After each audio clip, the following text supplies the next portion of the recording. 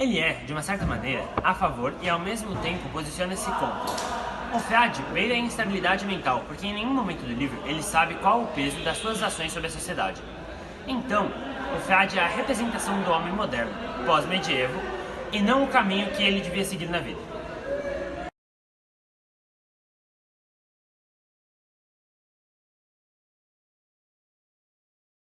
Guilherme de Ockham nasceu no vilarejo de Ockham, na Inglaterra, entre 1280 e 1300. Completou seus estudos na Universidade de Oxford, onde lecionou por algum tempo, posteriormente mudando-se para Paris. Em 1324, foi chamado pela primeira vez diante do Papa para prestar contas por suas ideias pouco ortodoxas. 4 anos depois, foi excomungado devido ao seu apoio ao grupo conhecido como os Espirituais, a ala extremista da ordem franciscana, que se opunha à opulência da igreja, e fugiu para a corte do imperador Luís em Munique, onde viveu até sua morte, possivelmente em 1349.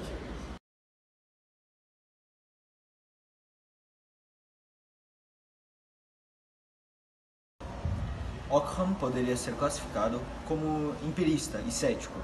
Empirista por defender a necessidade de experimentação como fonte de conhecimento, em oposição à crença corrente de que o verdadeiro conhecimento poderia somente ser obtido através do uso da razão pura. E cético, na medida em que dizia ser impossível provar a existência de Deus através de qualquer ferramenta racional, embora não fosse descrente.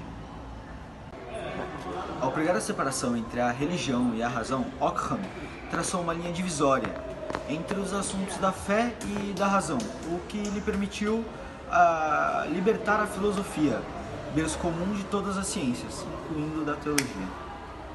Hoje em dia, o nome de Ockham se encontra imortalizado no famoso argumento dialético, de sua autoria, também conhecido como Navalha de Ockham.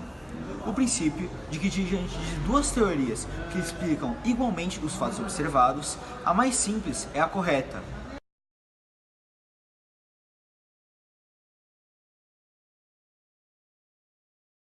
Ocidental entrou na Idade Média com grandes dificuldades. Os tempos eles eram confusos e havia se perdido o acesso dos tratados científicos da Antiguidade, que era em grego. No início do período chamado Renascimento, que foi no século XII, renovou-se o interesse pela investigação da natureza.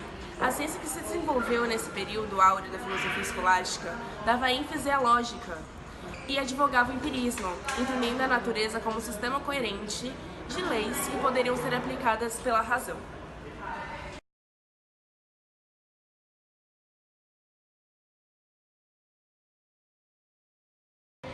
Um grande exemplo de alquimista que viveu no século IV a.C. foi o grande filósofo Demócrito, que viveu na Grécia Antiga. Ele descobriu grandes coisas relacionadas à composição da matéria e dos átomos por meio da alquimia, trazendo grandes contribuições para a ciência. Apesar de não ser exatamente uma ciência, a alquimia trouxe inúmeras contribuições para as futuras descobertas da medicina, química, física e entre outras áreas de estudo.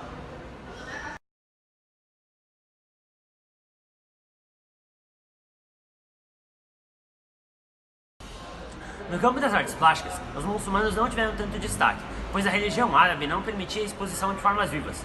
Porém, na arquitetura estavam bem desenvolvidos, utilizando arcos e cúpulas, e a pintura se restringia aos arabescos, onde as letras do alfabeto árabe contribuíam de forma decorativa.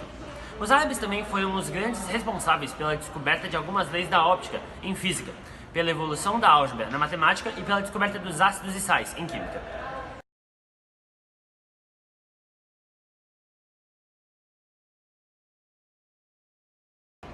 Para Tomás Aquino, a ciência e a teologia elas deveriam estar unidas, tendo uma resposta só para a teologia e para a ciência. Já Averroes, ele pensava que elas deveriam estar separadas, e uma resposta para a ciência e uma outra para a teologia, sem se misturar.